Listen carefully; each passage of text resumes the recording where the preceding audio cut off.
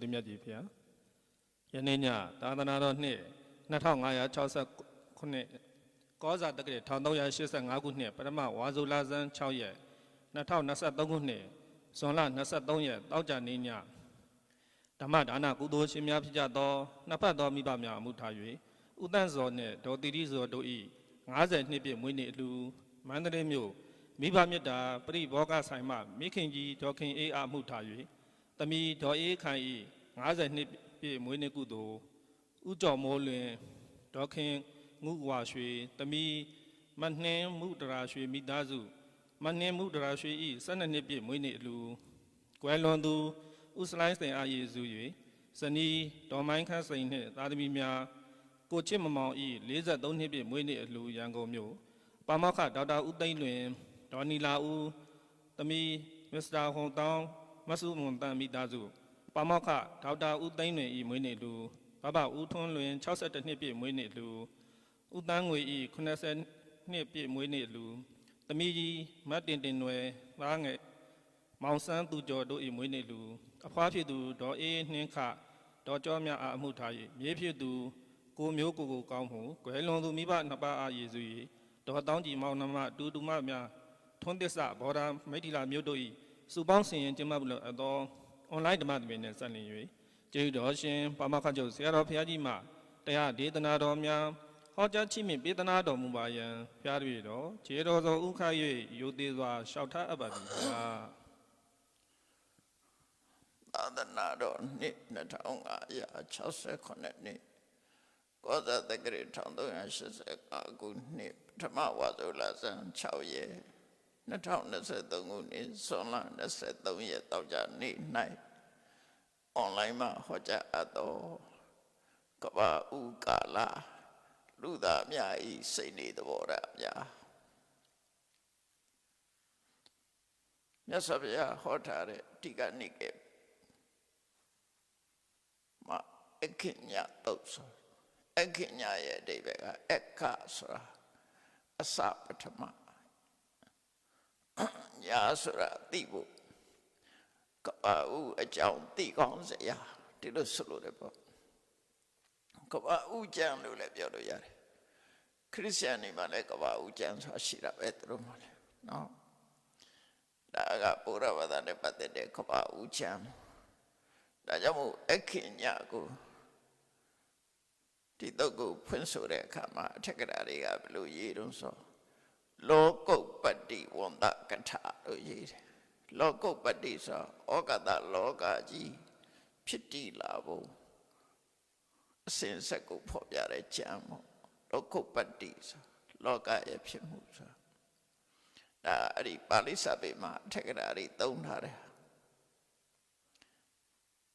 မြတ်စွာဘုရားကတော့အခဉ္ညလို့သုံးတယ်အခဉ္ညဝန္တိညဆိုအခဆိုတာဘယ်အစလာလဲဆိုတာအစပထမအစကိုဖော်ပြတာဝန္တိညဆိုတာအမျိုးအနွယ်ပဲအသက်ဆင်းလာတဲ့ဆိုတာဖော်ပြတယ်အဲ့ဒီစကားလုံးလေးတွေကပါဠိမှာဘုရားကိုယ်တိုင်သုံးခဲ့တဲ့စကားလုံးတွေပေါ့အဲ့တော့မြတ်စွာဘုရားကကပ္ပပြက်ပုံနဲ့ကပ္ပတီးရှိပုံကို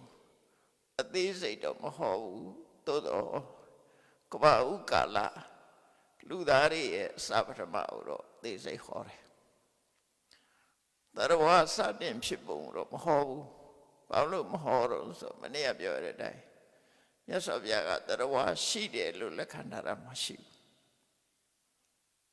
တရဝဆိုတာကိုလက်ခံထားဘူးမြတ်စွာဘုရားလက်ခံထားတာယုံနဲ့နာမဲ့လက်ခံအဲ့ဒီယုံနဲ့နာကိုဒုက္ခလို့ပဲသတ်မှတ်တယ်ပရိစ္ဆေသောဥပပါလေဧဝမေတ္တကေဝလတဒုက္ခခန္ဓတသမုရေယောဟောတိဒုက္ခခန္ဓတနိရောဓဟောတိဒုက္ခအစုလို့ပဲသတ်မှတ်လိုက်တယ်အဲ့တော့ဘုရားဟောတာဒုက္ခလို့ပဲဟောတယ်တတ္တဆိုတဲ့အနေထားနဲ့မဟောဘူးဒါကြောင့်မို့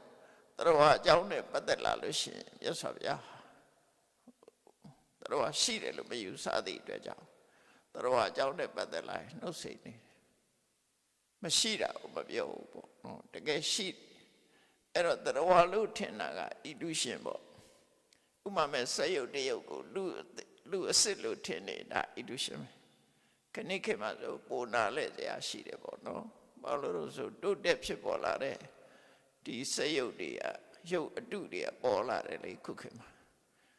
လူတွေရဲ့AI နိပညာဆိုလို့နော် artificial intelligence လူတွေရဲ့အတုလောက်ထားတာတွေကပို့ပြီးတော့လူနဲ့တူလာတယ်လူနဲ့တူလာတော့အဲ့ဒါတွေကိုတွေ့တဲ့ပုဂ္ဂိုလ်တွေကတကယ်လူလို့ထင်လာမှာပဲအခုလေရုပ်နဲ့နာပေါင်းစပ်ပြီးတော့လှုပ်ရှားတာကိုလူလို့ထင်လာကြတာအဲ့ဒီအထင်ကိုဘုရားရဲ့တရားတော်ရအစစ်မြင်လို့ရှင်ဖြောက်ရမယ်သူကအဲ့ဒီဖြောက်နိုင်မှဒိဋ္ဌိဝိသုဒ္ဓိဆိုတာဖြစ်တာအဲ့ဒါမဖြောက်နိုင်သေးရင်အယူဤစင်ကြယ်မှုသို့မဟုတ်အသိပညာဒီပညာဟာအစစ်မြင်လာတဲ့ဘုရားရဲ့ပညာဟာနော်အစစ်မြင်လာတဲ့အစဉ်ရောက်လာတဲ့အခါကျတော့တရားဝမရှိဘူးဆိုတဲ့အမြင်ကိုမြင်လာအောင်ကြိုးစားမြင်ဒါတကယ်အမှန်မြင်ပဲဣတုရှိပြောက်တယ်လို့ပြောမှာပေါ့မျက်စိလှည့်ပြီးတော့လူတွေကထင်မှတ်နေတာညမောင်မိုက်တဲ့အချိန်မှာကြောက်တတ်တဲ့လူတယောက်ကသင်္ကုတ်တို့ကြီးကိုမြင်တဲ့အခါမှာ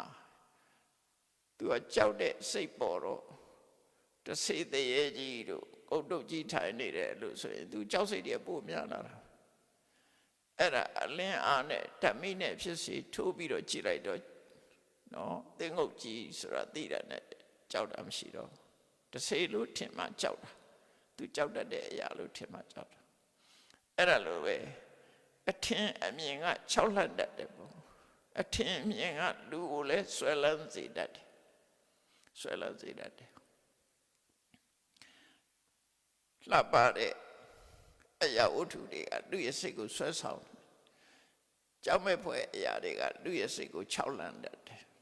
ဒါသဘာဝပဲနော်အဲ့ဒါတွေကိုပျောက်အောင်လုပ်ထားပဲအမှန်တော့ဘုရားရဲ့နိစ္စနကအဲ့တော့အခင်ညလို့ဆိုတဲ့ကဘာဥကာလကဘာကြီးဟာစတင်ပြီးတော့တိဆောက်လာတာတိဆောက်နေတဲ့အချိန်ကိုပဲရှစ်ပိုင်းမဟုတ်ဘူးလပိုင်းမဟုတ်ဘူးနှစ်ပိုင်းတော့မဟုတ်ဘူးတာမန်နှစ်မဟုတ်ဘူးနှစ်သိမ့်ချီကြတဲ့မအေးမတွက်နိုင်တော့ကြာတဲ့အတိုင်းတာကာလကြီးတစ်ခုဖြစ်တယ်ဒါမှမဟုတ်သင်္ချေက၄ခုဆိုတာနော်ကဘာကြီးစတဲ့တိဆောက်နေတာကအကြာကြီးပဲလမ်းနေနဲ့ခတ်တွေစုံသွားပြီဆိုရင်တိဆောက်ခြင်းလုပ်ငန်းပြီးသွားပြီဒါပေမဲ့တိုးတက်ပြောင်းလဲမှုတွေရှိနေဦးမှာပဲအဲ့တော့ကဘာကြီးစတင်တာကိုတနေ့ကပြောရတဲ့အတိုင်းမိုးရွာခြင်းကစတင်ခဲ့တာမိုးရွာတာကဥရုကြောင့်ရွာတာပဲဒီခဏခေတ်လူတွေနားလဲတဲ့ဒါပို့ပြီးတော့သိလာကြတယ်ဥတုကြောင့်ရွာလာတာအဲ့ဒီဥတုကပဲထိန်းချုပ်သွားတာပဲအဲ့ဒီမိုးပေါက်ကြီးဟာအာဂတထဲမှာတပေါက်ထဲပဲဖြစ်တယ်အဲ့ဒီတပေါက်ထဲကအောက်ကလည်းလေတုကြီးကခံထားတယ်ဘေးကလည်းလေတွေပတ်ရနေတယ်အပေါ်ကလည်းလေရဲ့ဖိအားရှိတယ်ဆိုတော့ကြဘက်ပေါ်မှာတီးနေတဲ့ရေပေါက်ကြီးလိုပဲဘာနဲ့တူတော့ဆိုဖန်လုံးကြီးလို့ပေါ့နော်ခုကဘာလုံးလို့ဖန်လုံးကြီးပဲဖြစ်မှာရှေ့ကအဲ့လိုအလုံးကြီးအဲ့ဒါကနေတဖြည်းဖြည်းကြာလာတဲ့အခါအပေါ်ကျော်တင်လာတယ်နွားနို့ချက်တဲ့အခါမှာနှုတ်ကနအပေါ်ကနေမလိုင်းတက်လာတယ်လို့ပဲဥရုယတိရဲ့ပြောင်းလဲမှုကြောင့်ရှည်ပြင်းအပေါ်ကနေပြီးတော့မလိုင်းတက်တယ်လို့အစီအနှစ်တွေကပေါ်လာတယ်ဒါတကယ်လောကမှာဖြစ်နိုင်တဲ့အရာတွေလေဖြစ်နေတာကိုတမန်အပြင်တွေ့နိုင်တယ်အဲ့ဒီမြေစီမြေလွှာတွေပေါ်လာတဲ့ချိန်မှာဆိုလို့ရှိရင်လူလောကကြီးကပြန်ပြီးတိဆောက်တဲ့အပိုင်းမှာလူသားတွေရဲ့အစဟာဟိုဒုတိယဇံပုံကနေပြီးတော့ပြမတွေကသက်တမ်းစီလို့သေဆုံးလာပြီးတော့ဒီမှာလာဖြစ်ကြတာလာဖြစ်တော့ကဘာဥလူသားတယောက်ဟာပြမကလာဖြစ်တယ်ဆိုပေမဲ့ပြမသေပြီးမှဖြစ်တာပြမကြီးတွေဆင်းလာတာမဟုတ်ဘူးနော်ပြမကသေဆုံးပြီးတော့ဒီမှာတတဝမွေးဖွားတာပေါ့ပြန်နေမွေးဖွားခြင်းပေါ့ အဲ့လိုမွေးဖွားလာပြီးတော့အဲ့တော့မြတ်စွာဘုရားကတတ္တဝါအစကိုတော့မပြောဘူးလူသားတွေရဲ့အစကိုပြောတယ်လူသားတွေအစမှာပြမကြီးတဲ့တက်တန်းစီလို့လူပြည်လူလောကမှာအမေမရှိအဖွေမရှိအကြောင်းတရားအကြောင်းပွားကနေပေါ်လာတဲ့ဥပပတ္တိပဋိသတိဒါကြောင့်မို့ကမ္ဘာဥလူသားတွေကဥပပပဋိသတိနေတယ်လို့ပြောတာလူသားတွေမွေးဖွားနိုင်တာဒီလန်၄သွယ်ရှိတယ်ဒီလန်၄သွယ်နဲ့မွေးဖွားတယ်ဒီလန်၄သွယ်ဆိုတာဥကမွေးဖွားတာရှိတယ်သားအိမ်ကမွေးဖွားတာရှိတယ်တန်တေတစဆိုပြီးတော့အစိုးတတ်ကိုမှီပြီးတော့ဖြစ်လာတာရှိတယ်ဩပပတ္တိကဆိုပွားကနေပေါ်လာတာရှိတယ်အဲ့ဒါကိုယောနိ၄မျိုးလို့ခေါ်တယ်ဘုရားကျမ်းစာတွေမှာ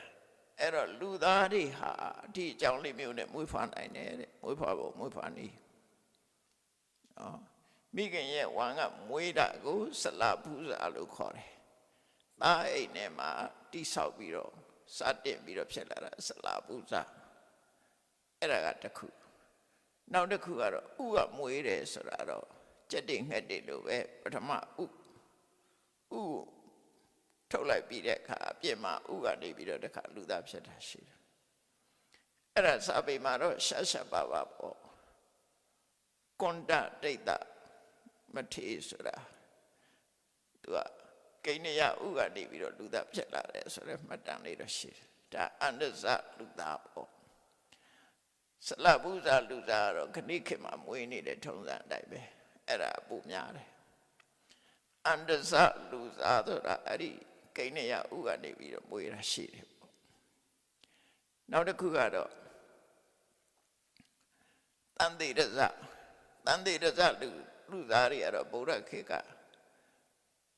စိဉ္စမနဝိကာတို့နောက်ပြီးတော့ရှေ့ပိုင်းကပထုမဒေဝီတို့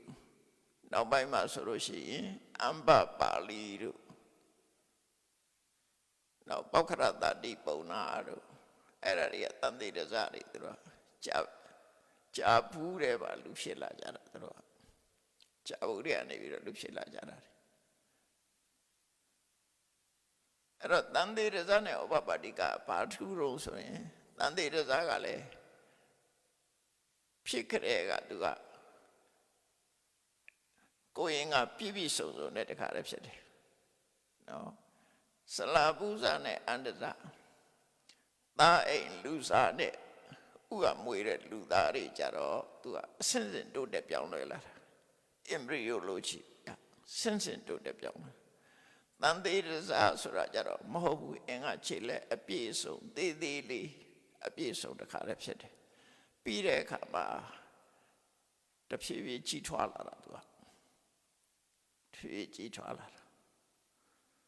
ဩပပတ္တိကကြတော့တဖြည်းဖြည်းကြီးတာမဟုတ်ဘူးတကယ်မွေးဖွားလာတဲ့အချိန်မှာရှိသင့်ရှိလိုက်တဲ့အရွယ်စိုက်တိုင်းပေါ်လာတာသူကတခါတည်းတဖြည်းဖြည်းကြီးလာတာမဟုတ်အဲ့လိုကွဲပြားခြားနားမှုလေးတွေရှိတယ်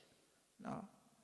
အဲတန်တေရဇတွေကတေးသေးလေးပြည့်စုံအင်္ဂါခြေလက်ပြည့်စုံကနေတဖြည်းဖြည်းကြီးထွားလာတာ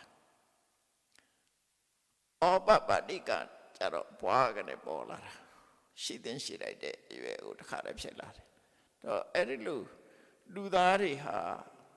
မွေးဖွားဖို့မွေးဖွားနေ၄မျိုးနဲ့မွေးနိုင်တယ်တဲ့ဒါကိုကပ္ပဥကာလလူသားဟာ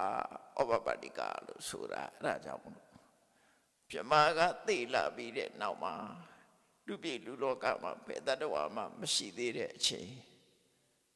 ဒီလူပြည်တိမဲ့ဩဃတလောမှာတတ္တဝါတွေမရှိသေးတဲ့အချိန်မှာလူသားတွေအရင်ဆုံးရောက်လာတယ်လို့ပြောနိုင်တယ်ပေါ့နော်တခြားတတ္တဝါတွေအကြောင်းတော့မြတ်စွာဘုရားမဟောဘူးဒီထဲမှာဟောမထားဘူးအဲ့တော့အဲ့ဒီခေတ္တကလူသားတွေဟာဘလောက်သူတို့ရဲ့ဘဝဟာဘလောက်ဆင်းမြင့်တယ်လဲဆိုရင်သူတို့ရဲ့ကိုယ်ကာယဟာမနှောမရတယ်ဟုတ်တယ်ပေါ့ထုတ်လုပ်တဲ့လူမရှိဘူးစိတ်နဲ့ပဲထုတ်လုပ်ထားတဲ့အရာပေါ့နော်ကိုယ်ဘွားစိတ်နဲ့ပဲထုတ်လုပ်ထားတာ ပိဋိဘက်ခါချစ်တဲ့ဆိုတဲ့စိတ်ထဲမှာပျော်ရွှင်ချမ်းမြေ့နေတာဟာသူတို့အစားပဲစိတ်ညစ်တယ်လို့မရှိဘူးတယံဘပါကိုယ်ခန္ဓာကိုယ်အထွက်တဲ့အယောင်လင်းနေနဲ့နေကြတယ်အန္တလိခစရာကောင်းကင်မှာသွာလာနေထိုင်ကြတယ်နေထိုင်ကြမြေကြီးပေါ်မှာနေတာမဟုတ်ဘူးကောင်းကင်မှာပဲနေတယ်သူပ္ပထာယိနောအမတန်လှပတင်တဲ့ကျက်တည်ရှိတဲ့ရုပ်တွေနဲ့စိရန်ဒီကမ္မတနာဒိဋ္ဌတိနှစ်ပေါင်းများစွာအကြာကြီးနေကြတာတဲ့အဲ့တော့ကဘာဟုလူသားအမတန်မှအစမြင့်တယ်ကောင်းကင်ပြန်တယ်ကောင်းကင်မှာနေတယ်ကိုယ်ရောကိုယ်ဝါတွေရှိတယ်လှတယ်ဒါကဘာဟုကလူသားတွေရဲ့အချိန်အဲ့ဒီကဘာဟုကလာအချိန်တွေမှာဆိုလို့ရှိရင်အဲ့ဒီအချိန်မှာအမှောင်ဆိုတာမရှိဘူးလောကကြီးတစ်ခုလုံးလင်းချင်းနေတာပဲဘာကြောင့်လို့ဆိုရင်တရားရရဲ့ကိုယ်ရောလည်းလင်းနေတာပဲနေရလာတွေမရှိဘူးတဲ့နက္ခတ္တယမရှိဘူးကောင်းကင်မှာနော်နက္ခတ္တယနေလမရှိသည့်အတွက်ကြောင့်နေညခွဲခြားတာမရှိဘူးတဲ့လာတို့ဥဒုတို့နှစ်တို့ခွဲခြားတာမရှိဘူးတဲ့အမျိုးသမအမျိုးသားအမျိုးသမီးဖိုမခွဲခြားတာမရှိဘူးတဲ့အလုံးကတပုံစံနဲ့မွေးထားတယ်တရားရကြီးပဲအကုန်နော်တတ္တလို့ပဲခေါ်တယ်အဲ့ဒီအချိန်မှာနှစ်ပေါင်းများစွာအဲ့လောက်နေလာပြီးတဲ့အချိန်မှာဘာဖြစ်လာတော့ဆိုကဘာကြီးရဲ့ပြောင်းလဲမှုကြောင့်ခုနရေပြင်ကအပေါ်ကျော်တင်ပြီးတော့ရတ္တပထဝီဆိုတာပေါ်လာတယ်ပေါ့အစီတက်ပြောမှာပေါ့မြေကြီးကနေအစီတက်လာအပေါ်ရမှာအစီတက်မလိုက်နေတက်လာတယ်အဲ့ဒီမလိုက်နေကကြည့်ရတာအစင်းရောင်ကလည်းလှပတယ်အစင်းရောင်ကြည့်လို့ရှိရင်လည်းပဲအလွန်လှတယ်ဘာနဲ့တူလို့ဆိုထောပတ်အစင်းဆိုဝါနုနုလေးဖြစ်မှာပေါ့နော်အဲ့ဒီမြေကြီးတက်လာတယ်ဟာအယောင်ကထောပတ်အယောင်နေအနံ့ကလည်းပဲမှုကြိုင်နေတယ်နော်အနံ့ကလည်းမှုကြိုင်နေအရသာကတော့ပြားရည်လို့ချိုးနေတယ်လို့ပြောတယ်အဲ့ဒီရတ္တပထဝီပေါ်လာတဲ့အခါလူတွေရဲ့စိတ်နေသဘောထားတွေကပြောလာတယ်ငကိုတော့ကပီတိနဲ့ပဲနေတာအစားစားဖို့မရှိဘူးသူတို့ဘာမှမစားဘူးဒီတိုင်းနဲ့ပဲဘဝမှာကျင့်တတ်နေတာနဲ့အသက်ရှင်နေကြတယ်အဲ့ဒီရတ္တပထဝီမြင်တဲ့အခါကျတော့အဲ့ဒီမှာစူးစမ်းခြင်းနဲ့တတဝါအဲ့ဒါကိုလောလစာတိကလို့ခေါ်တယ်နေရာကစူးစမ်းခြင်းတဲ့ပုဂ္ဂိုလ်တယောက်ပေါ့နော်လောလစာတိကအငြိမ့်မနေတတ်တဲ့လူပေါ့အငြိမ့်မနေတတ်တဲ့တတဝါတယောက်ကဟာအယောင်လေးကလည်းလှလိုက်တာအနံ့လေးကလည်းမွေးနေတာပဲနော်အရသာဘယ်လိုများနေမလဲဆိုအရသာရှာကမှသိတာလေလှတယ်တို့အနံ့တို့ဆိုတာမျက်စိဒီလှတယ်ဆိုတာမျက်စိကကြည့်လို့ရတယ်အနံ့ကောင်းတယ်ဆိုတာလည်းနှာခေါင်းကတရင်ပို့မယ်အရသာကြတော့သူကရှာကမှပြောနိုင်တာအဲ့ဒါနဲ့သူကစူးစမ်းညင်တော့လက်ချောင်းလေးနဲ့အသားလေးကော်ပြီးတော့ရှာပေါ်တင်ကြည့်လိုက်တယ်ချိုးတယ်ချိုးလိုက်တော့ဘာဖြစ်တော့အစားစားဆိုလူတွေလည်းတူတူပဲလေခဏခေတ်လူတွေလည်းတူတူပဲမစားဘူးတဲ့အစားစားကြည့်လိုက်ပထမမြည်ကြည့်တယ်ပေါ့နည်းနည်းမြည်ကြည့်တော့ကြိုက်သွားတယ်သူလည်းအဲ့တိုင်းပဲဒါကြိုက်သွားတယ်သူကြိုက်သွားခြင်းဒီတဏှာတက်ရောက်လာခြင်းပဲဖြစ်တယ်အဲ့တော့သူတို့ရဲ့စိတ်နဲ့သဘောထားတွေကြည့်ပြောင်းလာတာကိုကြည့်နော်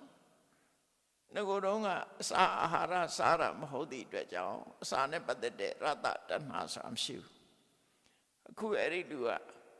ကောက်ပြီးတော့ရက်လိုက်တဲ့အခါပါချိုမြမြလေးဆိုတော့သူကသဘောကျတော့ကြိုက်တယ်နှစ်သက်တယ်တွေ့တာလေဆိုတဲ့တဏှာပေါ်လာတယ်အဲ့တော့သူ့နမူနာကိုလိုက်ပြီးတော့ချက်တဲ့လူတွေကလည်းပဲသူရက်တယ်လို့ရက်ချီကြတယ်ကိုလူကလာရက်ချီဒီလူကလာရက်ချီရက်တဲ့လူတွေကလည်းကြိုက်တယ်ဒါသဘောကျအဲ့တော့တယောက်တည်းမဟုတ်ဘူးလူတိုင်းဟာကြိုက်တယ်နှစ်သက်တယ်တွေ့တာလေဆိုတဲ့တဏှာတွေကရင်ထဲရောက်လာတယ်အဲ့ဒါဆွေးဖို့အကြောင်းတစ်ခုပဲနော်ဒါလောက်ကလေးနဲ့ခဏခေတ်တော့ဘာမှမဖြစ်ဘူးလို့ပြောနိုင်တယ်အဲ့ဒီခေတ်ကလူတွေကအဲ့လောက်ကိုကြီးမားတဲ့သဘောထားပဲနော်ဘာနဲ့ဥပမာတူတုံးဆိုလို့ရှိရင်ဒီအမုံအမွှားလေးဆိုတော့ မုံမွားလေးတစ်ခုဟာလက်ဖွားထဲမှာထက်ပုတ်မယ်ဆိုရင်ဘာမှမဖြစ်ဘူးနော်ဘာမှမဖြစ်နိုင်ဘူးဒါပေမဲ့အဲ့ဒီလက်ဖွားထဲထက်ပုတ်လို့ဘာမှမဖြစ်တဲ့အမုံလေးကိုမျက်စိထဲထည့်လိုက်ရင်မျက်စိခလုတ်ခလုတ်ဖြစ်သွားအဲ့ဒီဥပမာအတိုင်းပဲနော်လက်ဖွားမှာဘာမှမဖြစ်ဘူးဒါပေမဲ့ဒီကနေ့ခေတ်မှာဒီတဏှာလောက်ကတော့ဘာမှမဖြစ်ဘူးသို့တော့သိတန့်ရှင်းစင်ကြနေတဲ့အချိန်မှာအမဲဆက်ကလေးကတစ်ဆက်ဆိုတစ်ဆက်မှသိတာသွားတယ်သူတို့ကအဲ့ဒီရတပထဝီကိုကြိုက်နေတဲ့တဏှာလေးပေါ်လာခြင်းဟာသူတို့ရဲ့စိတ်တွေသဘောထားပြောင်းလဲသွားခြင်းပဲဖြစ်တယ်အဲ့ဒီတဏှာကိုသူတို့ကဒီလောဘဆိုတာဘဝတစ်ခုရတိုင်းလည်းဒီလောဘစားတာပဲလေလောဘစားတာဘဝနိကတိဆိုဘယ်ဘဝရောက်ကြိုက်တယ်ဒါပြင်ငရဲရောက်တဲ့လူတွေရောကြိုက်လားဆိုရုပ်တရက်ကြိုက်တယ်လို့ပြောတယ်ငရဲရောက်တဲ့လူတွေကြောချမှတပြမှန်းသိတာလေတပြလို့မထင်ဘူးစာပထမမီးရောင်တောင်ရွှေရောင်ထင်းနေတာမကြောက်ဘူးရှောင်းရကစားတော့ကိုရတဲ့ဘဝပျော့ကြတာကြီးပဲလေအကုန်လုံးဒါကြောင့်မို့လို့ဘဝနိကန္တိဆိုတာဒီဘဝတစ်ခုမှလောဘကပဲစားပြူတာအခုလည်းကြည့်ကဘာဥလူသားတွေမှာပထမဆုံးဖြစ်လာတာလောဘပဲနော်တဏှာလောဘရာဂထူးထူးပဲအဲ့ဒီဟာအရင်ဖြစ်လာပြီးတော့ယင်နဲ့ရောက်လာတဲ့အခါကျတော့နောက်ဆုတ်သွားမှမဟုတ်ဘူးလူတွေကနေခေတ်ကလူတွေလိုပဲကြိုက်လို့ရှိရင်မရအောင်စားမယ်မှားစားမယ်နိုင်ငံညာတော့မှားမယ်ကိုယ်နိုင်ငံမရှိလဲလိုက်ရှာမယ်နော်အဲ့တော့ရတပထဝီကိုဒီရတဲ့အခါမှာလူတွေဘာလို့တော့ဆိုရက်ချီလို့ကြိုက်သွားတဲ့အခါမှာအာရပါရလက်တွေနဲ့ကော်ပြီးစားကြတော့အဲ့ဒီလိုစားပြီးတော့နော်လက်နဲ့ကော်ပြီးတော့စားတဲ့အဆင့်ရောက်လာတဲ့အခါကျအစာတွေစားပါများလာတဲ့အခါကျတော့တဏှာတိုးတဲ့တိုးလာတော့ကိုယ်ရောင်ကိုယ်ဝါတွေကမတောက်ပါတော့နော်ဖန်တုံးကြီးမှာချင်းကြီးတွေတက်လာတယ်လို့ပဲသူတို့ကတယံပပကိုယ်တိုင်ကိုယ်ဝါဆိုတာတွေပျောက်သွားတယ်တဲ့နောက်တစ်ခါကိုယ်ရောင်ကိုယ်ဝါပျောက်သွားတဲ့အခါကျတော့မှအမှောင်ကြီးတွေမှာမနေတတ်တော့သူတို့ရဲ့ကံအားလျော်စွာနေပေါ်လာတယ်နေကွယ်သွားတဲ့အခါသူတို့ရဲ့ဆန္ဒအရာလာပေါ်လာတယ်ဟောနေတွေလာတွေအဲ့လိုပေါ်တယ်အဲ့လိုပေါ်ပြီးတော့နက္ခတ်တွေတာယာတွေကောင်းကင်မှာပြည့်ပြည့်စုံစုံအကုန်လုံးဖြစ်လာတယ်လာတွေလာဝက်တွေနောက်ဥဒုတွေနှစ်တွေအဲ့ဒါတွေအကုန်ပေါ်လာပြီးတော့လောကကြီးတစ်ခုကပြန်ပြီးစတင်တဲ့အဆင့်ရောက်သွားတယ်ဒါလည်းဟိုပြောရတာမြန်နာနှစ်ပေါင်းများစွာကြာမှပြောင်းလဲလာတာနော်အဲ့ဒီမြေစီတို့မြေဩဇာတို့ဆိုတာ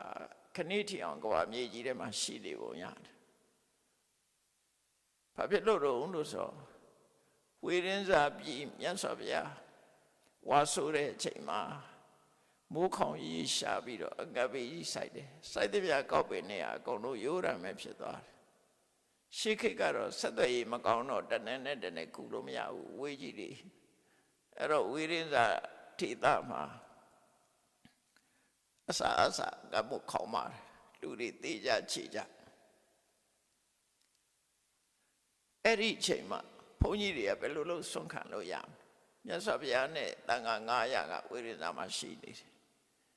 အဲ့တော့ဆွန့်ခံလို့လည်းမရနိုင်တော့အဲ့ဒါဟိုခင်ကမြေမြောက်ဖက်ဒေသကနေပြီးတော့မြင်းတွေကိုမွေးပြီးဒီဘက်မြင်းကုံတွေလာတာရှိတယ်အဲ့ဒီမြင်းကုံတွေကမြင်း900စားဖို့ဆိုပြီးတော့ခြုံတွေကိုပြုတ်ထားပြီးတော့အဲ့မြင်းစာအဖြစ်ယူလာတဲ့ခြုံတွေရှမ်းတွေကအဲ့ဒီမြင်းဝိုင်းခေါ်တာပေါ့လေရောင်းမဲ့မြင်းတွေနဲ့စခန်းချတာတဲ့နေရာသွားပြီးတော့ဆွမ်းခံကြတော့အဲ့ခြုံလေးတွေပေးတယ်မြင်းစာခြုံတွေကိုလောင်းထည့်ပေးလိုက်တယ်လှူကြတယ်သူတို့ကတရားရှိတဲ့လူဆိုတော့အဲ့လိုလှူပြီးတော့တဝါတွင်လုံးအဲ့ဒီမြင်းစာချုပ်မဲစားကြတယ်ရနေအဲ့ဒီအချိန်မှာရှင်မောကလန်ကစဉ်းစားတယ်ဆုံးခံလို့လည်းမရဘူးအစားအစာမတမရှာပါတယ်ဝါတွင်ကလာကြီးဆိုတော့ခီးသွားဖို့လည်းခက်တယ် 3 နာရီတောင်နေရမှာအဲ့တော့ဒီကိုယ်တော်တွေဆင်းရဲတာမကြည့်နိုင်ဘူးမကြည့်နိုင်တော့ဘုရားစီသွားတယ်သူစိတ်ကူကပါတော့သူကတကူရှင်ဆိုတကူနဲ့ပဲစဉ်းစားရှင်ပြတဲ့အခုကအစားအသောက်တွေခဲရင်နေတယ်တဲ့ရှာနေရဆုံးခံစားလို့လည်းမလွယ်ဘူးတဲ့အဲ့တော့ဒီကဘာမြေကြီးအောင်မှာမြေဩဇာမြေစီမြေလွှာမြေဩဇာတွေရှိနေပါတယ်တဲ့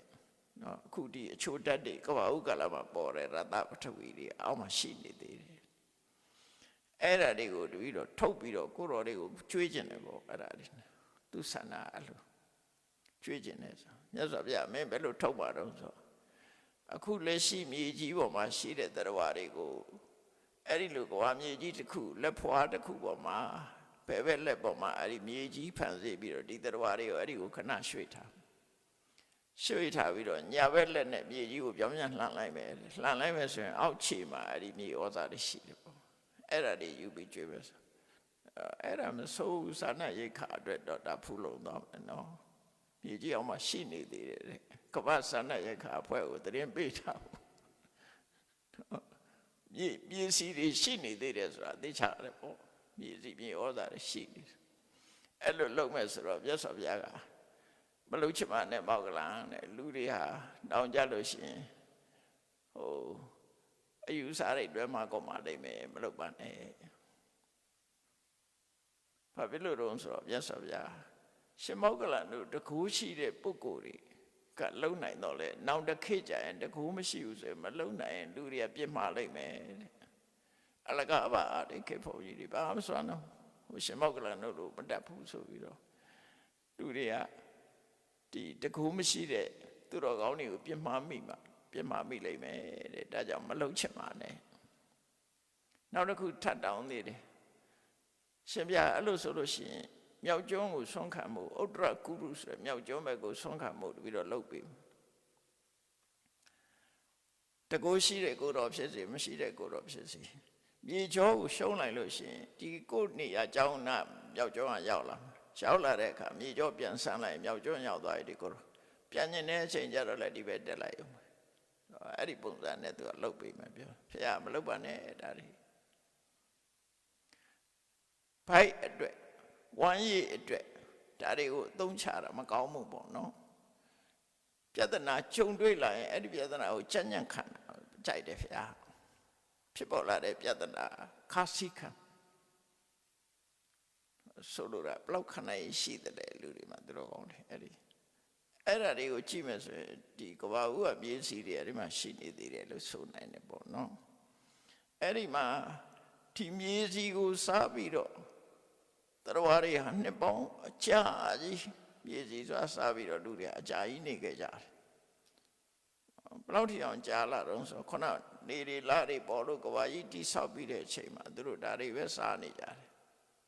သူတို့ကိုယ်ရောက်နေရလဲပျောက်သွားပြီသို့တော့ဒီသူတို့ရဲ့အစာဟာရတပထဝီဆိုတဲ့မြေစီမြေကိုစားပြီးတော့နေတော့တဖြည်းဖြည်းအဲ့ဒါတွေစားရပါအများတဲ့အခါကြတော့တဲ့သူတို့ရဲ့ခန္ဓာကိုယ်ကနည်းနည်းအရင်တော့လေနုညံ့ကလေးကနည်းနည်းကြမ်းလာတယ်နော်ခန္ဓာကိုယ်ကြမ်းလာတဲ့အခါကျတော့အယောင်စင်းနေတယ်ပြောင်းလာတယ်နည်းနည်းအရင်တော့လို့တောက်ပမနေတော့ဘူးကိုယ့်ရောက်ကိုယ်ရတောက်ပနေတာမဟုတ်တော့ဘူးစာကြံနေစာသည့်အတွက်ကြောင့်သူဖြစ်လာတယ်အဲ့တော့ဘာဖြစ်လာတော့ဆိုလှသူနဲ့မလှသူကွဲလာတဲ့အချိန်မှာစပြီးတော့လှသူမလှသူကွဲလာတာသူကသူကွဲရုံနဲ့မဟုတ်ဘူးလှတဲ့လူကနော်မလှတဲ့လူတွေကိုအထင်သေးတာတွေဖြစ်လာတယ်မယမေတိဟိဝန္ဒတရာအမေဟိတိဒုဗ္ဗနာတရာတဲ့လှတဲ့လူကလည်းငါကသူ့တဲ့လှတယ်မလှတဲ့လူကလည်းငါကတော့သူ့တဲ့ရုပ်ဆိုတယ်လူချင်းမှာခွဲခြားတဲ့အမြင်တွေပေါ်လာတယ်အဲ့ဒီခွဲခြားမြင်လာတဲ့အမြင်ဟာကိုယ့်ရဲ့ဘဝအခြေအနေတစ်ခုပေါ်မှာအထင်ရောက်တဲ့မာနလို့ခေါ်တယ်အဲ့ဒါခုနတဏှာပြီးတဲ့အခါမာနထဝင်လာတယ်လှသူကမလှသူတွေကိုထင်သေးလာတယ်မလှသူတွေလေစိတ်ဓာတ်ကြလာတယ် ပုံမှန်မဟုတ်တော့အစင်တန်းချင်းအဲ့လိုပြောင်းလဲမှုတွေဖြစ်လာတယ်အဲ့ဒီမှာစာပေရပါဆိုတော့ဆိုဝဏ္ဏတိမာနပစ္စယပူလှတယ်လို့အထင်ရောက်လို့မာနတိမာနစာတိကမနရတက်တာလူတွေကကိုအထင်နေချီးလာတယ်ငါလှတယ်သူတွေလှတယ်အထင်ချီးလာတဲ့အခါကျတော့ခုနကနှစ်ပေါင်းများစွာစားလာတဲ့မြေစီမြေလွာတွေကကုန်ခန်းသွားတယ်ပျောက်ကွယ်သွားပြန်အစားတစ်ခုပျောက်သွားပြန်ပြီအဲ့ဒါမာနကြောင့်ပျောက်တယ်နော်မာနကြောင့်ပျောက်သွားတာခုနကိုရောင်ကိုဝါပျောက်တာတော့တဏှာကြောင့်ပျောက်သွားတာအခုမာနကြောင့်မို့လို့ပျောက်သွားပြီပျောက်သွားတဲ့အခါကျတော့လူတွေဟာစုံစည်းပြီးတော့ညှိတွားကြတယ်တဲ့ဟောရတံအရသာရှိလိုက်တာဒီအရသာရှိတာလေးအခုမတွေ့ရတော့ဘူးပျောက်သွားပြီအောက်မေ့လိုက်တာဆိုညှိလိုက်ရတယ်ရတ္တပထဝီကိုမျောပြီးတော့တန်တာနေချတယ်ညှိငွေ့ကြတယ်ဒါကြောင့်မို့လို့ခုခေတ်လူတွေလည်းအရသာရှိလေးတွေ့လိုက်လို့ရှိရင်ဟောရတကောင်းလိုက်တာအရသာရှိလိုက်တာကောင်းလိုက်တာအရသာရှိလိုက်တာဆိုတာပြန်ပြီးတော့လွမ်းတာတဲ့စကားကိုဆိုကြတယ်ခုကလူကြီးတွေလည်းပြောကြတယ်လေဒုငယ်တော့ကတော့တဲ့ဘာသာရတာရှိတယ်ပေါ့အခုမြတ်ဘာသာလိုက်မှရတာမရှိဘူးပေါ့ဒုငယ်တော့စီးသည်ဆိုတဲ့ချုံမချုံမင်္ဂလာသည်ဆိုတဲ့ကောင်းမကောင်းအခုခေတ်မင်္ဂလာသည်တွေမကောင်းပါဘူးလို့ပြောနော်ခေတ်ပြောင်းလာတော့အသီးနှံရတယ်ပြောင်းတာမဟုတ်ကိုရှာကလည်းပြောင်းသွားပြီငယ်တော့ရှာမဟုတ်တော့အရသာအသိမရတော့နော်ဆွေးရမှုတွေအဲ့လိုလာတာမြေစီးမြေလွာမြေဩဇာတွေကျသွားတဲ့အခါမှာလည်းသီးနှံရဲ့ဒီအာဟာရလည်းရော့ကျတာပဲလေဒါကြောင့်မို့ဖရာတွေပွင့်တဲ့အခါမှာကောရမဖရာလက်ထက်မှာပွင့်တဲ့သီးနှံစားရတဲ့အစာအာဟာရတိတိရွယ်ကသဝဖရာလက်ထက်ကစိုက်လို့ပြိုးလို့ရတဲ့စားရတဲ့တိတိနှံတိရွယ်မတူဘူးဘာကြောင့်မတူတာတော့ဆိုခုနအဲ့ဒီမြေစီမြေလွာတွေကဆုပ်ယုတ်သွားတာရှေ့ပိုင်းကကသဝဖရာလက်ထက်ကစိုက်ပျိုးထားတဲ့သီးနှံတွေကလူရဲ့ခန္ဓာကိုယ် maintenance လုပ်တာ sustain လုပ်တာနှစ်ပေါင်းများစွာလုပ်နေအနှစ်2000ထိအောင်လူတွေရဲ့ခန္ဓာကိုယ်ထိန်းထားတယ်မအိုးဘူးအဲ့လောက်ထိအောင်မအိုးတော့မသေးဘူးလူရဲ့ခန္ဓာကိုယ်ကနုပြုတ်နေအောင်ထိန်းထားနိုင်တယ်အခုကောရမဘုရားလက်ထက်ရောက်တဲ့အခါကျတော့မြေစီမြေလွာတွေကလည်းဆုတ်သွားပြီအဲ့ဒီပေါ်မှာစိုက်ပျိုးတဲ့သီးနှံတွေရဲ့ဩဇာတက်ကလည်းညံ့သွားပြီညံ့သွားတဲ့အခါကျဒါစားတာအနှစ်30 50 60နော်80လောက်ဆိုမရှိတော့60လောက်ဆိုအိုးကုန်ညာမထိန်နိုင်ဘူးဒီအာဟာရတက်ကမထိန်နိုင်တော့သိပြီတော့အဲ့ဒါလို့ဆိုလေတတန်ရှည်ခြင်းတို့ခြင်းဟာအဲ့ဒီဥဒုနဲ့အာဟာရနဲ့ဆိုင်တယ်တဲ့ဥဒုပေါ်မိပြီးတော့ဖြစ်လာတဲ့မြေကြီးအဲ့ဒီပေါ်မှာအမိဖြစ်တဲ့သီးနှံတွေရဲ့အစီဩဇာအဲ့ဒါကွာခြားတယ်နော်တခြားနည်းလည်းပဲကွာခြားမှာမနေ့ကတောင်ပြောကြသေးတယ်ကြားလိုက်သေးတယ်ရှမ်းကုန်းမှာစိုက်တဲ့သီးနှံနဲ့ပြင်ဦးလည်းဟာသီးနှံမတူဘူးဆိုတာနော်တရားနေရာဒေသလိုက်ပြီးတော့ကွဲပြားခြားနားမှုရှိဒါရှိနိုင်တယ်လေရှိနိုင်တယ်ဒေသလိုက်ပြီးကွဲပြားခြားနားမှုတွေရှိတယ်ဘယ်အထက်တဲ့သီးနှံပိုကောင်းတယ်ဆိုကြားဘူးတာတော့မုံညင်းတို့ဘာလို့ဆိုလို့ရှိရင်ဘိန်းကင်နာကမုံညင်းပိုကောင်းတယ်လို့ကြားတယ်ဘိန်းဆိုင်တဲ့နာမှာဆိုင်တဲ့မုံညင်းတွေကပိုကောင်းတယ်တဲ့ရတာရှိတယ်လက်ဖက်တောင်မှပဲတတောင်နဲ့တတောင်တနဲ့နဲ့တနဲ့လက်ဖက်ရတာချင်းမတူဘူးကွဲပြားခြားနာတယ်ဒါတွေကဖြစ်နိုင်တဲ့အရာတွေကြီးပဲပေါ့နော်အဲ့တော့ရတ္တပထဝီပျောက်ကွယ်ရခြင်းအကြောင်းကဘာကြောင့်လဲဆိုတော့လူတွေဟာတူတူထင်သေးခြင်းကိုထင်ကြည့်ခြင်းဘဝမြင်ခြင်းထင်သေးခြင်းဆိုတဲ့မာနတရားတွေယင်ထဲမှာရောက်လာတယ်အဲ့ဒီရောက်လာသည့်အတွက်ကြောင့်အဲ့ဒီအကုသိုလ်ကြောင့်ရောကြတာ ဆုပ်ယုတ်တာမှန်သမျှအကုသိုလ်နဲ့ဆိုင်တယ်ပထမတုန်းကကိုရောင်ကိုဝါရီပျောက်သွားတာကတဏှာအတ္တပထဝီဆိုတဲ့ကောင်းမြတ်တဲ့အစာတစ်ခုပျောက်ကွယ်သွားတာကမာနအဲ့တော့လောကကြီးမှာဒီယင်းထဲမှာဖြစ်ပေါ်လာတဲ့ဒီကိလေသာပေါ့နော်ကိလေသာဆိုတဲ့ဒီအကုသိုလ်စိတ်တွေအကုသိုလ်စိတ်ဆန္ဒတွေကြောင့်မို့လို့ကိုယ်ပါကြီးကပြောက်ဆုပ်ယုတ်ပြပြလာတာပဲဖြစ်တယ်အဲ့ဒါကိုတန်ဝေကယူကိုမြတ်စွာဘုရားဟောတာနောက်ဟုတ်ပြီရတ္တပထဝီကွဲသွားတဲ့အခါကျတော့သူတို့ရဲ့ကုသကံအားလျော်စွာရတ္တပထဝီလောက်ဟိုကောင်းကြမှာတော့ကောင်းမှာပေါ့နော်ရတ္တပထဝီအစာဘာအစာထိုးလာတယ်လဲလို့ဆိုရင်ภูมิပပတကတဲ့မြေလွှာမြေတွေကအလွှာလိုက်အချက်လိုက်ဖြစ်လာတယ်ခုနကတော့တကယ်အစီအနစ်ကြီးပဲအခုကျတော့အချက်လိုက်လွှာလိုက်တွေဖြစ်တယ်ဘာနဲ့တူတုံးဆိုလို့ရှိရင်မှုနဲ့အလားတရတူတယ်အဲ့တော့ကိုယ်အမြည်ကြတာမှုတက်လာတဲ့သဘောပေါ့နော်အဲ့ဒီမှုပွင့်ကြီးတွေလို့ဖြစ်လာအဟိစတကမှုပွင့်အဲ့ဒီမှုပွင့်ကြီးတွေကလည်းပဲလှတယ်တဲ့အနံ့ရတာနဲ့ပြည့်စုံတယ်အစင်းရောင်ကတော့ခုနလိုပဲထောပတ်ရောင်ပဲတဲ့အရသာကြတော့ပြာအရသာနဲ့ပြာရည်နဲ့အရသာချင်းတူတယ်အရသာတော့မကွာဘူးအဲ့လိုပေါ်လာတယ်အဲ့တော့တရားတွေဟာလူသားတွေဟာကဘာဥကလူသားတွေဟာအဲ့ဒီမြေလွှာဆိုတာပေါ်လာတဲ့အခါကျတော့အဲ့ဒါကိုစားဖို့ကြိုးစားလာကြပြန်အဲ့ဒီအစာစားပြီးတော့နှစ်ပေါင်းများစွာနှစ်ပေါင်းသိန်းချီချီအောင်ကြာပြီးတော့အဲ့ဒါအစာနဲ့စားနေကြတယ်လူတွေဟာခုနကရတ္တပထဝီတုန်းကအစာပို့နူးညံ့တယ်နော်နူးညံ့တယ်အခုကရတ္တပထဝီနဲ့စားရင်မြေလွှာကအဖက်ကျမ်းမ်းနေပါလာနော်အဲ့လိုပေါ့ခိုးတော့အစီအနှစ်တွေကြီးပဲအခုကတော့အဖက်တွေပါလာပြီဖက်တွေပါလာတော့ကြာစားလာတဲ့အခါခန္ဓာကိုယ်ကပို့ပြီးတော့ကျန်းတန်းလာတယ်ကျန်းတန်းလာတယ်အစင်းရောင်ကလည်းပဲကွဲပြားခြားနားမှုကပို့ပြီးတော့ထင်ရှားသိတာလာတယ်ပို့ထင်ရှားသိတာလာတဲ့အခါကျတော့ခုနလှသူမလှသူနှစ်ခုကွဲလာပြီးတော့မလှတဲ့လူတွေလှတဲ့လူတွေကမလှတဲ့လူတွေပေါ်မှာအထင်သေးမြင်သေးဖြစ်လာတယ်မာနတွေတက်လာကြပြန်တယ်မာနကနောက်ဆုံးမသွားဘူးတိုးတက်လာတာနော်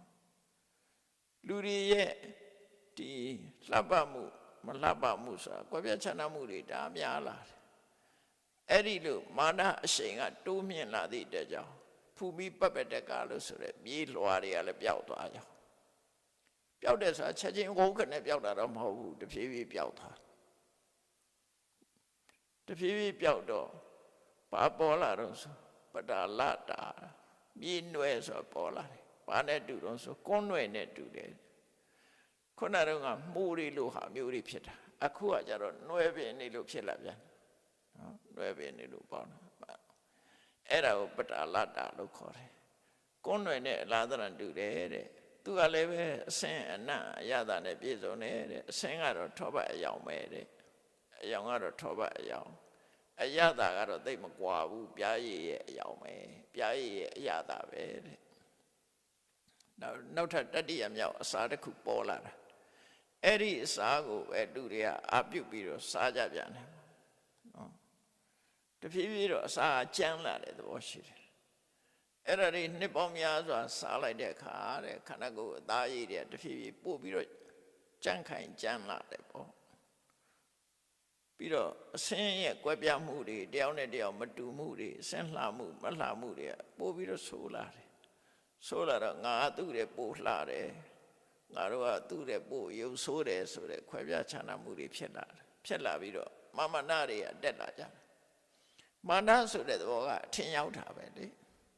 ဘဝင်မျက်နာတို့အထင်ရောက်တာတို့စိတ်ဓာတ်ကြတာတို့အဲ့ဒါတွေကမာနတွေပဲအထင်ရောက်မှုပဲအဲ့ဒီလိုဖြစ်လာတဲ့အခါမာနတရားကြီးထွားလာသည့်အတွက်ကြောင့်ပရလတ္တာဆိုတဲ့မြေနွယ်ကလည်းပဲကွယ်သွားပြန်ရောတဖြည်းဖြည်းနဲ့ပျောက်သွားပြန်အဲ့ဒါနှစ်အနည်းငယ်မဟုတ်ဘူးတစ်ခုတစ်ခုဆိုနေပေါ်များစွာအကြာကြီးမှာနော် အဲ့တော့သူတို့ညီးတွားကြတယ်တဲ့ငါတို့မှရင်တော့နော်မြေနွယ်ရှိခဲ့တယ်အခုမရှိတော့ဘူးနော်လူတွေကထုံငယ်ငယ်တော့ငါဆွာလို့ပေါ့ကောင်းတာတွေပျောက်ွယ်သွားတဲ့အခါကျတော့ညီးကြတယ်အဟုဝတ္တနောအဟာတိဝတ္တနောငါတို့ဒါတွေရှိခဲ့တယ်တို့ငယ်ငယ်တော့ငါဆိုပြီးတော့ပြောတယ်အခုကျတော့မရှိတော့ဘူးပျောက်သွားတဲ့အပေါ်မှာပြန်ပြီးတော့ညီးတွားပြောဆိုကြတယ်တဲ့အဲ့ဒီလိုကဘာကြီးမှာအစာအာဟာရတွေကတဖြည်းဖြည်းပြောင်းလဲပြီးတော့လာတယ်နှစ်ပေါင်းများစွာကြာတဲ့အခါကျတော့အဲ့မြေပေါ်ပေါက်တဲ့ຫນွေကြီးကလည်းပျောက်သွားပြန်သူပျောက်သွားတော့ဘာဖြစ်လာတော့ဆိုတော့ထင်းနဲ့ချက်စရာမလို့တဲ့အပင်ကနေခူးစားရတဲ့စပါးမျိုးပေါ်လာတယ်နော်ချက်စရာမလို့အပင်ကနေခူးပြီးစားလို့ရတယ်ဟာပေါ့အကတ္ထပါကောတာလိတလေးစပါးချက်နေစရာမလို့ဘူးအပင်ကနေခူးဆွပြီးတော့စားလို့ရတယ်အကနောအပေါ်ကနေအခွန်ကြမ်းမပါဘူးသူကအဆန်တိုင်းပဲအခွန်ကြမ်းမပါဘူးအထုတော့ဖွဲမပါဘူးတုတ်တော့စင်ကြယ်တယ်သူကတော့အနံ့ကလည်းကောင်းတယ်တန်တုလက်ဖလောစဘာတိတာအခုခေတ်စဘာဆိုတာအခွန်နဲ့လာတာလေစဘာကြတော့အခွန်သူကြတော့တန်တုလက်ဖလောတဲ့စံသီးအစားရအဆန်ပဲအခွန်မပါဘူးအခွန်မပါတဲ့ဆန်ပေါ့နော်အဲ့တော့အခွန်မစားလို့ရတယ်ပေါ့သူကအခွန်ပါလေးဖြစ်ဖို့ရတယ်နော်ခုကကြီးအခွန်နေကျန်းလာတာလေခွန်နေကျန်းတော့မွားနိုင်တော့အဲ့တော့သူကြတော့တန်တုလက်ဖလောစဘာဆန်အစီတိုင်းပဲဆန်တိုင်းပဲနော်စဘာအစင်မဟုတ်ပဲနဲ့ဆန်စီတိုင်းပဲတီးလာတယ်အဲ့ဒီဆန်သီးတွေဆန်တွေကိုဘာလို့တုံးဆိုလူတွေကရှမ်းတန်သာယံသာယမတာယအာဟာရန္တိနော်ပါတော်တန်ဟောတိဝဏံပတိဝိရုံလံညနေစားလို့ရှိရင်အဲ့ဒီအပင်ကနေပြီးတော့ဆန်းစီလေးကိုဖြုတ်ယူလိုက်ပြီးတော့ညနေစားလိုက်ကြတယ်မနဲ့သွားကြည့်တော့အဲ့ဒါတွေပြန်ပြီးတော့ဖြည့်ထားနော်အဲ့အသီးလေးတွေကပြန်ပြည့်နေတယ်ညနေမနဲ့ကြတော့သွားကြည့်ပြန်ပြီးတော့ပေါက်နေတယ်ပြန်ပြီးတော့ဖြည့်ထားတယ်တော့မနဲ့မှကြတော့လေမနဲ့စားအတွက်ယူပြီးတော့စားလိုက်တယ်ဆိုရင်ညနေကြတော့ပြန်ဖြစ်နေပြန်အဲ့တော့ဒီအသီးလေးကဘလို့ခုမပြောက်မကုန်မသွားဘူးလို့ပြောတယ်မနဲ့စားပြီးရင်ညနေကပြန်ထွက်နေတယ်အဲ့အသီးလေးတွေဆန်သီးလေးတွေပြန်ထွက်နေတယ်နော်ခုတဲ့နေရတော့မပေါ်ဘူးတဲ့အမြဲတမ်းရှိနေတဲ့ပုံစံမျိုးဖြစ်တယ်တဲ့အဲ့ဒီအခတ္ထပါကပါဠိထင်းနဲ့ချက်စရာမလိုတဲ့တလေးထမင်းကိုစားပြီးတော့နှစ်ပေါင်းများစွာနေထိုင်ခဲ့ကြတယ်ဒါကဘာဦးကလူသားတွေနော်ကဘာဦးကလူသားတွေဟာအဲ့ဒီလိုပဲအစာကလည်းတဖြည်းဖြည်းကျန်းလာတယ်ခွာနော်ຫນွယ်နဲ့စားလို့ရှိရင်ဒီဟာဆန်စီဆိုတော့ပါလာတယ်ပေါ့နော်ပူကျန်းလာတယ်အဲ့ဒါစားလဲပြီးတော့လူတွေကနှစ်ပေါင်းများစွာနေတယ်နှစ်ပေါင်းများစွာနေပြီးတော့အဲ့ဒီဆန်စီတွေစားပါများတဲ့အခါကျတော့ဘာဖြစ်လဲခန္ဓာကိုယ်ကလည်းခါတိုင်းနဲ့ပို့ပြီးတော့ကျန်းနလာတယ်ကျန်းနမှုတွေရှိလာတယ်အဆင်းရောင်ကွယ်ပြားမှုတွေလည်းကွယ်ပြားလာတယ်ဆိုပြီးတော့အဲ့ဒီမှာဘာထူးလာတော့ဆိုဖို့မကွယ်ပြားလာတာပေါ်လာတယ်အဲ့ဒီအချိန်မှာပေါ်တာနော်အဲ့ဒီဆန်းစားရအနေစားပြီးတော့ပေါ်လာတယ်အတိတ်ဘဝတုန်းကအမျိုးသမီးဘဝမှာဖြစ်ခဲ့တဲ့ပုဂ္ဂိုလ်တွေကအမျိုးသမီးပြန်ဖြစ်သွားမျိုးသမီးပုံစံဖြစ်လာတယ်အမျိုးသားဖြစ်မဲ့ပုဂ္ဂိုလ်ကအမျိုးသားရဲ့အမှတ်သားတွေပြန်ပေါ်လာတယ်တော့အဲ့ဒီကနေစပြီးတော့သူတွေဟာဆက်ဆံမှုတွေဖြစ်လာတဲ့တဏှာလောဘတွေကများလာကြတယ်များလာတဲ့အခါကျတော့ပေါင်းသင်းဆက်ဆံမှုတွေအဲ့ဒီချိန်မှာဖြစ်ကုန်ကြဒါအကုသိုလ်တွေတိုးတက်လာတာရော့မသွားဘူးလို့ဆိုလို့တယ်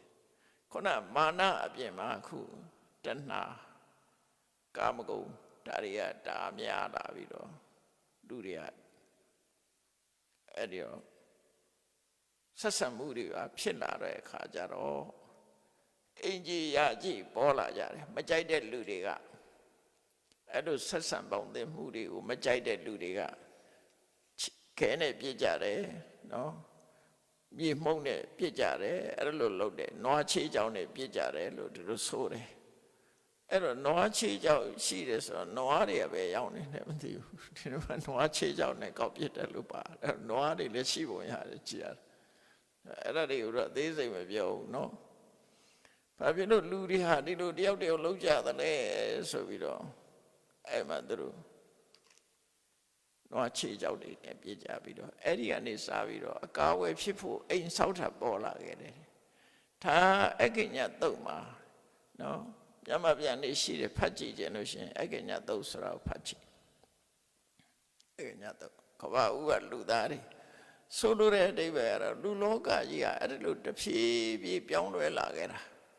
အဲ့ဒီပြောင်းလဲလာတဲ့အချိန်မှာဘာကြောင့်တဖြည်းတိုးတက်တာမဟုတ်ဘူးတဖြည်းဖြည်းဆုပ်ယုပ်သွားတာအကောင်းဆုံးကနေပြီးတဖြည်းရော့ကျလာတာဘာကြောင့်လဲဆိုခုနပြောတဲ့စိတ်နေသဘောထားတွေကြောင့်ပဲမကောင်းတဲ့စိတ်ဓာတ်တွေဝင်လာလို့အဲ့ဒါလိုဖြစ်လာတယ်အဲ့တော့အဲ့ဒီမှာရင်ရက်သလားဆိုမရက်ဘူးလူတွေကနော်အဲ့တော့လူတွေကပထမဆုံးကဆိုလို့ရှိရင်အိမ်တွေဘာတွေဆောက်အဲ့ဒီနဲ့သူဆက်ဆံမှုတွေဖြစ်လာတယ်အဲ့ဒီမှာဘာပေါ်လာတော့ဆိုရှင်းတော့ကတော့အစာစားပြီးစားခြင်းပြီးဆိုတော့မှခုနကဆန်သီးကိုသွားပြီးတော့ယူပြီးတော့စားလိုက်ကြတာအဲ့နာမှာပဲစားတယ်ငှက်တွေလိုပဲအစာစားပြီးဆိုမှသွားစားလိုက်တယ်အဲ့ဒီပဲခဏခဏသွားရမှပြင်းတဲ့လူတယောက်ကပါလို့တုံးဆိုနော်ခါတိုင်းကသူကမနေ့စားဆိုမနေ့သွားစားတယ်ညစားဆိုညသွားစားတယ်သူကမဟုတ်တော့ဘူးမနေ့စားညစားတခါတည်းခုအိမ်ယူသွားတယ်အိမ်ကြီးရှိလာပြီကိုအိမ်ကြီးရှိလာတော့အိမ်တယ်သွားတယ်မနေ့စားညစားအကုန်လုံးပေါင်းပြီးတော့စားတာဖြစ်တော့ကျန်တဲ့လူတွေကသူ့ခေါ်ကြတယ်ပေါ့ထမင်းစားချိန်ကြရင်သွားကြစို့သွားစားကြအောင်ဆိုငါသွားစရာမလိုငါမနေ့စားညစားတခါလှုပ်ထားတယ်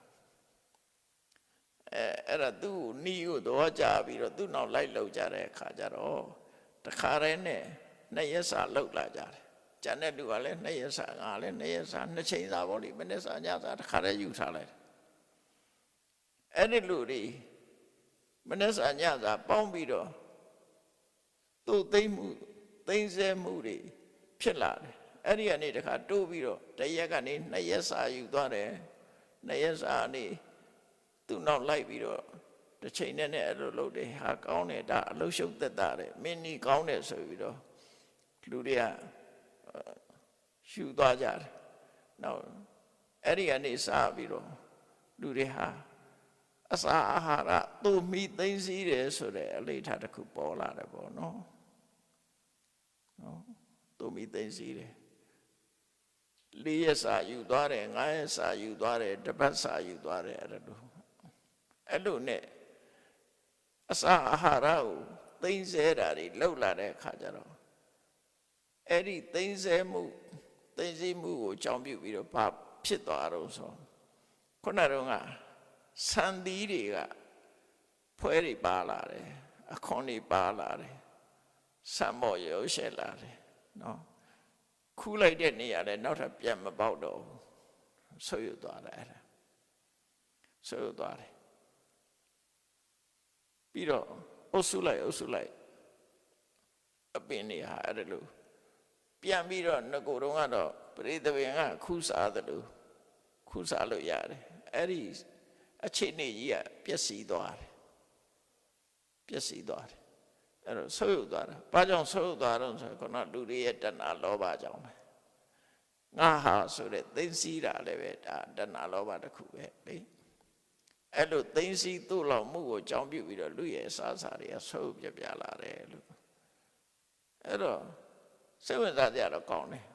အဲ့တိုင်ကမ္ဘာလောကကြီးကဒါနှစ်တူတို့အတွင်းဖြစ်တာမဟုတ်ဘူးနှစ်အမတန်မှရှည်ကြတဲ့အချိန်မှဖြစ်တယ်အနှစ်ချုပ်ပြောရလို့ရှိရင်လူတွေရဲ့စိတ်နေသဘောထားတွေဟာ တဖြည်းဖြည်းမကောင်းတဲ့စိတ်ကနော်ကို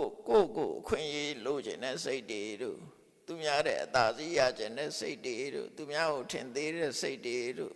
အဲ့ဒါတွေကလွှမ်းမိုးလာတဲ့အခါကျတော့သူတို့ရဲ့ဒီ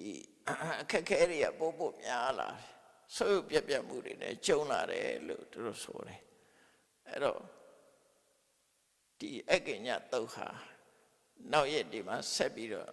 နားထောင်မယ်ဆိုလို့ရှိရင်စိတ်ဝင်စားစရာတွေပေါ်လာမှာ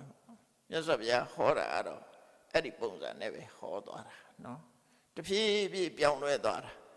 အက္ကညတုတ်နဲ့ဆက်ပြီးတော့ကြည့်ရမှာတော့စက္ကဝတိတုတ်ဆိုစက္ကဝတိတုတ်ဆိုတာယနေ့လူသားတွေရဲ့နိဗ္ဗာန်ကဘာဖြစ်လာမယ်ဆိုတာဟောတာအက္ကညတုတ်ကလည်းပဲကဘာဥကာလကနေလာပြီးတော့တဖြည်းဖြည်းဆုပ်ယုပ်သွားပုံကိုပြောတာပဲအဲ့တော့တိုးတက်လာတာမဟုတ်ဆုပ်ယုပ်လာတာဆုပ်ယုပ်တာဘာကြောင့်ဆုပ်ယုပ်တုံးဆိုရင်လူတွေရဲ့ယင်ထဲကစိတ်နေသဘောထားတွေကြောင့်ဆုပ်ယုပ်တာဆိုတာကိုတတိတဝေကထားပြီးတော့ကိုယ်တဏ္ဍမှာကိုပိုင်ဆိုင်မှုတွေမနာလိုစိတ်တွေမာနတွေတဏှာတွေအဲ့ဒီကိလေသာတွေကြောင့်လူတွေရဲ့အခွင့်အရေးတွေဟာတဖြည်းဖြည်းဆုပ်ယုပ်လာတယ်ကောင်းတာတွေဟာတဖြည်းဖြည်းပြောင်းလဲပြီးမကောင်းတဲ့ပဲရောက်သွားတယ်ဆိုတာဒီအကုသိုလ်တွေရဲ့ဆိုးကျိုးတွေပဲလို့ကိုယ်စီမှတ်သားပြီးတော့ကိလေသာတွေမဖြစ်ပွားအောင်ချိုးနှိမ်မှုကြိုးစားအထောက်နိုင်ကြပါစေကုန်သတည်း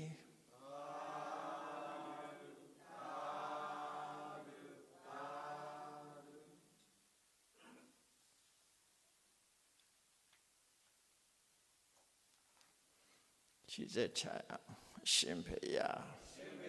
ဖေယတပည့်တော်တို့သည်ဓမ္မအတိညာရရှိမှသာလျှင်နိဗ္ဗာန်ချမ်းသာကိုရမော့ပြုနိုင်ပါသောကြောင့်ဓမ္မအတိညာရရှိစေရန်ရှိတန်ကြလျက်ဓမ္မသဘင်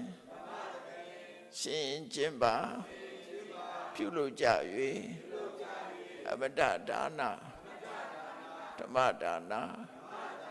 တရားလှူတော်ကိုပေးလူကြပါကုန်၏တရားတော်မြတ်ကိုရှုသိလေးမြတ်စွာမမတ်သားသာအာယုန်ထားလျက်နာကြားကြပါကုန်၏တရားတော်မြတ်ကိုတတ္တဗဝတ္ထုစုစုတို့ဖြင့်ပူဇော်ကြပါကုန်၏ယနေ့ယခုအာထုပြုလုပ်ကြရသောဤကောင်းမှုသည်နိဗ္ဗာန်ချမ်းသာ၏အကြောင်းထောက်ပံ့ဖြစ်ပါစေတည်းဤကောင်းမှု၏ဖို့ပါကကိုအမိအဖာအဖို့ဖွာဆွေမျိုးညာတိတို့အားကုသိုလ်အမြတ်ဝေငှပါကုန်၏သာသနာတော်ဆောင်နှင့်လောကဆောင်နှင့်တို့အားကုသိုလ်အမြတ်ဝေငှပါကုန်၏32ဘုံကျင့်လေးကုန်သောလုံးစုံများစွာတတ္တဝါတို့သည်ကုသိုလ်အမြတ်ကိုယ်စီရကြကုန်သည်ဖြစ်၍ကိုယ်စိတ်နှဖျားချမ်းသာကြသည်ဖြစ်ကြပါစေကုန်သတည်း